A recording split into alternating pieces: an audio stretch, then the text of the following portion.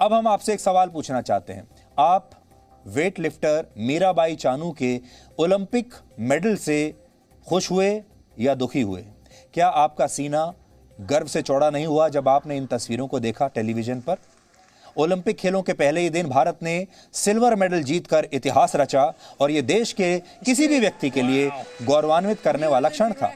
सोचिए, इस उपलब्धि से हमारे देश के किसी भी नागरिक को क्या कभी कोई दुख हो सकता है? लेकिन इसे हमारे देश का दुर्भाग्य कहा जाएगा कि यहाँ हर चीज में कोई ना कोई नकारात्मकता ढूंढ ली जाती है। हर जीत में यहाँ पर एक हार ढूंढ ली जाती है और फिर राजनीति शुरू होती है। मीराबाई चानू ने टोक्यो ओलंपिक खेलों में भारत के लिए जो सिल्वर मेडल जीता, उस पर हमारे देश में 2 कार्टून छपे और ये 2 कार्टून 2 नजरियों के बीच फर्क को आज आपके सामने स्पष्ट करेगा। इनमें पहला आपत्तिजनक कार्टून देश के एक बड़े अखबार ने छापा, जिसमें यह दर्शाने की कोशिश की गई कि मीराबाई इसलिए गोल्ड मेडल नहीं जीत पाई क्योंकि महंगाई की वजह से शायद उनके पास साधन नहीं थे। ये देखिए, अगर आप ध्यान से देखेंगे इस कार्टून को, तो इसमें लिखा है कि प्रैक्टिस के लिए वजन बढ़ाना पड़ेगा, अगली बार गोल्ड मेडल लाना है। और खिलाड़ी को एक बहुत ही बुरी स्थिति में दिखाया गया है और यह बताया गया है कि जो खिलाड़ी के ऊपर बोझ है, जिन्हें वो उठाने की कोशिश कर रहा है, वो है महंगाई। उसमें है पेट्रोल, उसमें है डीजल, उसमें है घरेलू गैस, दूध, राशन। ये सारे जो दाम हैं, ये बताया गया है कि हमारे देश के जो खिलाड़ी हैं, या समझ लीजिए कि हमारे देश के जो लोग हैं, वो इस समय इस वजन के नीचे दबते चले जा रहे हैं। और इसमें पीछे लिखा है, अखबार एक पड़ा हुआ है जिसमें लिखा है कि वेट लिफ्टिंग में भारत को सिल्वर मेडल मिला है। अब दूसरा कार्टून देखिए। दूसरे कार्टून में आप मीराबाई को देख पाएंगे। पहला कार्टून तो यह है जो अभी आपकी स्क्रीन पर है, देखिए। अब दूसरा कार्टून देखिए, यह सकारात्मकता आपको दिखाएगा। इसमें मीराबाई की तस्वीर है और मीराबाई के हाथ में वेट लिफ्टिंग का वजन है और यह बताने की कोशिश की है, इसे मीराबाई से जोड़कर देखने की कोशिश की है। यह क्रिएटिविटी कही जाएगी, यह सकारात्मकता कही जाएगी कि एक देश कैसे अपने खिलाड़ी की जीत का जश्न मनाता है, उसे सेलिब्रेट करता है। अब बड़ी बात यह है कि हमारे देश के विपक्षी नेताओं ने इस कार्टून को रीट्वीट भी किया और इस उपलब्धि का मजाक भी उड़ाया। हमारे देश के विपक्षी दलों के कुछ नेता ऐसे हैं जिन्होंने इस कार्टून को वापस सोशल मीडिया पर ट्वीट किया और कहा कि महंगाई, लिखा है, महंगाई मार गई। ये रणदीप सिंह सुरजेवाला हैं जो कांग्रेस पार्टी के प्रवक्ता हैं और वो कहते हैं इस पर भी कि महंगाई मार गई। यानी हमारे देश की विपक्षी पार्टियों ने पहले, आपको याद होगा, जब हमारी सेना चीन से लड़ती है, पाकिस्तान से लड़ती है या फिर आतंकवादियों से लड़ती है, तो सबसे पहले हमारी विपक्षी पार्टियां हमारी सेना पर सवाल उठाते हैं, आपको याद होगा।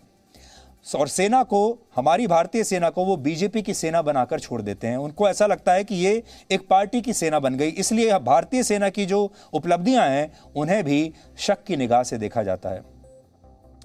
फिर जब कोविड की वैक्सीन हमारे देश में बनी, उसे भी बीजेपी की वैक्सीन बना दिया गया और उस वैक्सीन पर भी बहुत राजनीति हुई। हमारे देश के वैज्ञानिकों और हमारे देश के डॉक्टरों की जो उपलब्धियां हैं, उन पर सवाल उठाए गए। और अब ये जो तीसरा चरण है, इसमें ओलंपिक खेलों में खेलने वाले हमारे खिलाड़ियों को भी अब राजनीति से जोड़ दिया गया है। यानी अगर इस समय हमारे देश के खिलाड़ी टोक्यो ओलंपिक में कोई मेडल जीतते हैं, तो विपक्षी पार्टियां उसका जश्न नहीं मनाती, बल्कि उन्हें ऐसा लगता है कि अगर ये मेडल जीते गए हैं, इनका श्रेय तो मोदी सरकार को चला जाएगा, इसलिए इसमें भी कोई ना कोई कमी ढूंढनी चाहिए। देश के आम लोग भले ही इस उपलब्धि पर जश्न मना रहे हैं, लेकिन कुछ विपक्षी पार्टियां ये भूल गईं कि ओलंपिक खेलों में जीता हुआ पदक कांग्रेस का नहीं होता, बीजेपी का नहीं होता, ये पदक भारत का होता है, भारत के लोगों का होता है। जैसा हमने आपको बताया, पहला कार्टून हमने आपको दिखाया। अब दूसरा कार्टून देखिए। इस कार्टून में मीराबाई चानू को भगवान कृष्ण की सबसे बड़ी भक्त और कवियत्री मीराबाई के रूप में दिखाया गया और यह कार्टून बताता है कि एक वो मीराबाई थी जो भजन गाती थी और एक ये मीराबाई हैं जो देश के लिए मेडल लेकर आई हैं।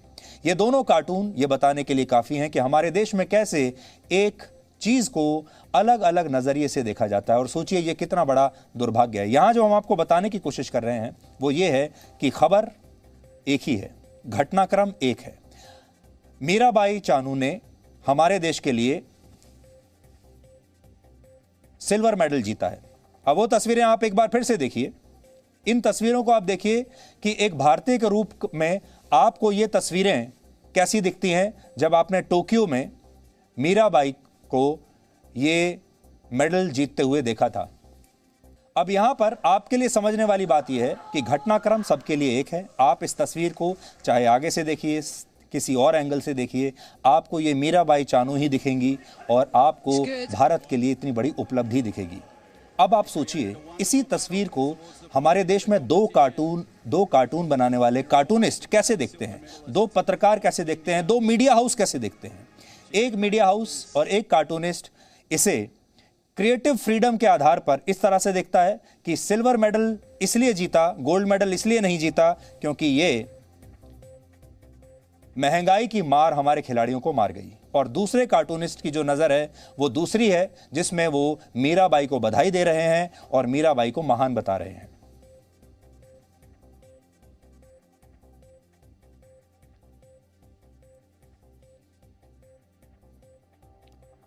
तो आज हमने आपको जो खबर दिखाई, यही लगभग बहुत सारी खबरों के साथ होता है। वो खबर होती है, एक घटनाक्रम होता है और उस घटनाक्रम के दो पक्ष आपके सामने रखे जाते हैं। जैसे आपने कोविड के टाइम पे देख लिया, हमारे देश में वैक्सीन बनी, हमारे देश के वैज्ञानिकों ने बनाई, हमारे देश के डॉक्टरों ने इतना अच्छा काम किया, लेकिन उसके दो पक्ष आपके सामने रखे गए। एक पक्ष ये कि ये उपलब्धि है ही नहीं, और दूसरा पक्ष ये कि ये बहुत बड़ी उपलब्धि है, हमें गर्वान्वित होना चाहिए। इसी तरह भारतीय सेना ने, आपको याद होगा, भारतीय सेना ने पाकिस्तान पर हमला किया, सर्जिकल स्ट्राइक की, उसके बाद हमने उनके ऊपर और भी कई हमले किए। बहुत बड़ी बड़ी उपलब्धियां भारतीय सेना ने हासिल की हैं उस दौरान, लेकिन हर बार भारतीय सेना के शौर्य पर सवाल उठाए गए। और अब जो ये मेडल जीता गया है, इस पर भी हमारे देश के कुछ विपक्षी दल ऐसे हैं जो कि बाज नहीं आ रहे हैं, वो इस पर भी राजनीति करना चाहते हैं। अब आप सोचिए, अगर हमारे जो दल हैं टोक्यो ओलंपिक से अब बहुत सारे मेडल जीत कर आते हैं, सफलता हासिल करके आते हैं, तो हो सकता है हमारे विपक्षी दल बड़े उदास हो जाएं और ये सोचें कि इसका श्रेय तो भारत सरकार को चला जाएगा, और भारत सरकार इस समय मोदी सरकार है। और सोचिए, अगर हमारे खिलाड़ी वहां फेल हो जाते हैं, मेडल नहीं जीत पाते हैं, तो क्या आपको ऐसा लगता है कि हमारे विपक्षी दल उनका मनोबल बढ़ाएंगे? हमारे विपक्षी दल इसका पूरा की पूरा दोष केंद्र सरकार पर डाल देंगे और कहेंगे कि देखिए, देश में हालात ही ऐसे हैं कि खिलाड़ी भी क्या करें।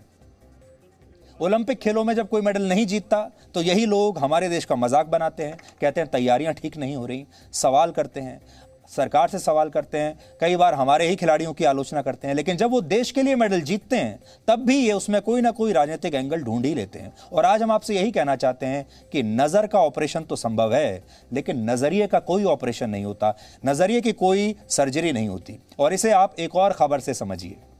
ओलंपिक खेलों में भारत की तरफ से क्वालिफाई करने वाली पहली फेंसर भवानी देवी ने अपने दूसरे मुकाबले में अपनी हार के बाद पूरे देश से, यानी आप सबसे माफी मांगी है।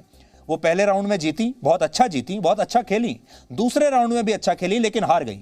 इसके बाद उन्होंने एक ट्वीट किया जिसमें उन्होंने लिखा कि अपना सर्वश्रेष्ठ प्रदर्शन करने के बावजूद भी वो जीत नहीं सकी, इसलिए वो देश से माफी मांगती हैं। देखिए, उन्होंने लिखा है, big day, it was excitement and emotional. फिर उन्होंने बताया कि कैसे मैं बहुत अच्छा खेली और मैंने वर्ल्ड के जो टॉप 3 प्लेयर हैं, टॉप प्लेयर, उनके साथ मैंने बहुत अच्छा मैच खेला। I did my level best but couldn't win, I am sorry. सोचिए, एक खिलाड़ी को, अपने देश के लोगों को यह लिखना पड़ रहा है कि मुझे माफ कर दीजिए, आई एम सॉरी, मैं मेडल नहीं जीत पाई। कितना दबाव इन खिलाड़ियों पर होता है। और अब जब ये खिलाड़ी वापस लौटेंगे तो न जाने हमारी विपक्षी दल इनका क्या हाल करेंगे, न जाने इनसे क्या क्या सवाल पूछे जाएंगे। सोचिए, खिलाड़ी तो अपनी हार को सहर्ष स्वीकार करते हुए माफी भी मांग लेता है, लेकिन हमारे देश के नेता कभी ऐसा नहीं करते। और हमें यह लगता है कि कहीं ये विपक्षी नेता कल भविष्य में ये ना कहने लगे कि भवानी देवी भी इसलिए हार गई क्योंकि देश में महंगाई बहुत ज्यादा है और वो ठीक से प्रैक्टिस नहीं कर पाई। इसलिए आज हम कह रहे हैं कि नज़र का ऑपरेशन तो संभव है, लेकिन नज़रिए का नहीं।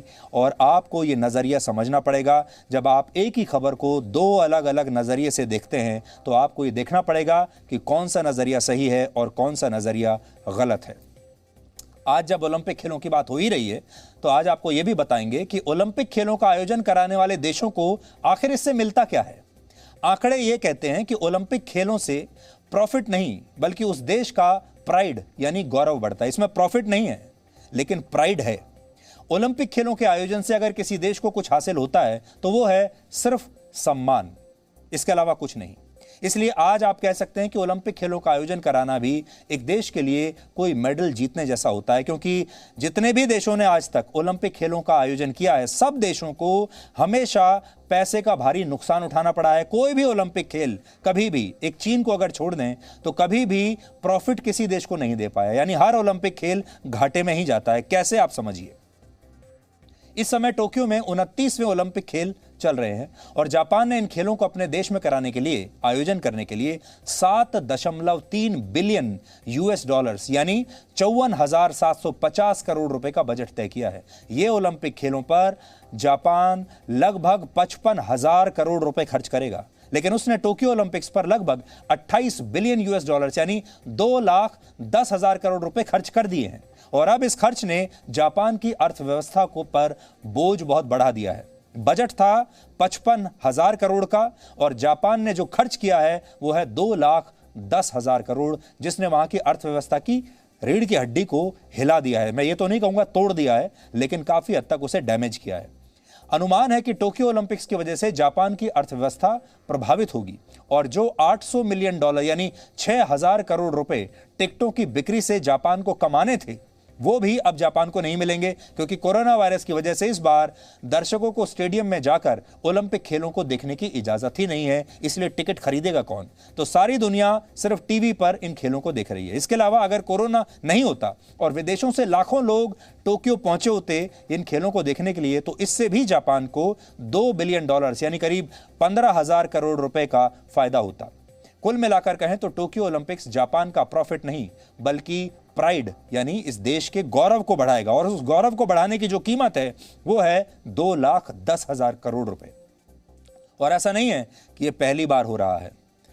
वर्ष 2016 में जब रियो ओलंपिक्स हुए थे तब ब्राजील की सरकार ने इन खेलों के लिए शुरुआती बजट 14 बिलियन डॉलर्स यानी 1,05,000 करोड़ रुपए का तय किया था, लेकिन बाद में इस बजट को बढ़ाना पड़ा और ब्राजील की सरकार को रियो ओलंपिक्स 20 बिलियन डॉलर्स यानी 1.5 लाख रुपए का पड़ा। बड़ी बात यह है कि ओलंपिक खेलों पर बेतहाशा खर्च की वजह से ब्राजील की सरकार को तब देश के स्वास्थ्य बजट और पुलिस पर होने वाले अपने खर्चे में कटौती करनी पड़ी थी। ठीक ऐसा ही 2014 के विंटर ओलंपिक्स में भी हुआ था। उस समय ओलंपिक खेलों का आयोजन रशिया में हुआ और इस ओलंपिक खेलों को अब तक का सबसे महंगा ओलंपिक्स माना जाता है। तब रशिया की सरकार ने इस पर 51 बिलियन डॉलर्स यानी 3,82,000 करोड़ रुपए खर्च किए थे। यह खर्च इतना ज्यादा था कि वहां के कई उद्योगपतियों ने आगे चलकर रशिया की इसमें मदद की, यानी प्राइवेट सेक्टर से भी मदद लेनी पड़ गई। 2006 के ट्यूरिन ओलंपिक्स से इटली को 3.2 मिलियन डॉलर्स यानी 24 करोड़ रुपए का नुकसान हुआ था और आज वहां ओलंपिक गेम्स विलेज का इस्तेमाल दूसरे देशों से आए शरणार्थियों के लिए किया जा रहा है। अगर बाकी ओलंपिक खेलों के आयोजन का खर्च भी अगर आप देखें तो आपको पता चलेगा कि ओलंपिक खेल किसी भी देश के लिए कभी भी फायदे का सौदा नहीं रहा। यानी ओलंपिक खेलों पर किसी भी देश ने अगर कुछ पैसा खर्च किया है वो पैसा उसे कभी दोबारा वापस उतना मिला नहीं। हर ओलंपिक खेल आयोजन करने वाले देश को सिर्फ घाटा देकर गया है। हालांकि चीन दुनिया में अकेला ऐसा देश है जो यह दावा करता है कि 2008 के ओलंपिक खेलों से उसे 146 मिलियन डॉलर्स यानी 1100 करोड़ रुपए का फायदा हुआ था। लेकिन चीन के दावों पर यकीन करना काफी मुश्किल काम है, क्योंकि चीन कभी भी यह मानेगा नहीं कि उसे ओलंपिक खेलों का आयोजन कराने से नुकसान हुआ, क्योंकि वहां यह परंपरा है कि कभी भी उनकी सरकार ने जो फैसला ले लिया वो कभी इस बात को स्वीकार नहीं करते कि यह फैसला गलत था या इस फैसले का हमें नुकसान हुआ। इसलिए चीन को आप अलग रख दें। चीन के अलावा इस दुनिया में कोई ऐसा देश नहीं है जिससे कभी भी ओलंपिक खेलों का फायदा हुआ। समर और विंटर मिलाकर अब तक कुल 28 ओलंपिक्स हो चुके हैं और टोक्यो में अभी 29वें ओलंपिक खेल चल रहे हैं। बड़ी बात यह है कि अब तक ये सभी खेल दुनिया के मात्र 23 देशों में ही हुए हैं और 172 देश ऐसे हैं जहां कभी भी ओलंपिक खेलों का आयोजन नहीं हुआ। इनमें भारत भी है। यहां एक पॉइंट यह है कि जब 2010 में भारत में पहली बार कॉमनवेल्थ गेम्स का आयोजन हुआ तब हमने इन खेलों पर बड़े पैमाने पर खर्चा तो किया, लेकिन खर्चे के बाद भ्रष्टाचार उससे भी ज्यादा हुआ। कहने का मतलब सिर्फ ये है कि ओलंपिक खेलों का आयोजन कराने के लिए बड़े बड़े देशों को बहुत बड़ी कीमत चुकानी पड़ती है और यह भी एक तरह की वेट लिफ्टिंग है जिसमें इन खेलों का आयोजन कराने वाले देश आर्थिक नुकसान का भार उठाकर अपने देश को अंतर्राष्ट्रीय मंच पर एक बड़ी शक्ति के रूप में पेश करते हैं, प्रोजेक्ट करते हैं। ये एक बहुत बड़ी मार्केटिंग एक्सरसाइज होती है जिससे उस देश की छवि पूरी दुनिया के सामने और बेहतर होती है। उस देश के लोगों को गर्वान्वित महसूस होता है। ओलंपिक खेलों का पहली बार टीवी प्रसारण वर्ष 1948 में हुआ था। Presenting B News app available on Google Play and App Store. Download it now.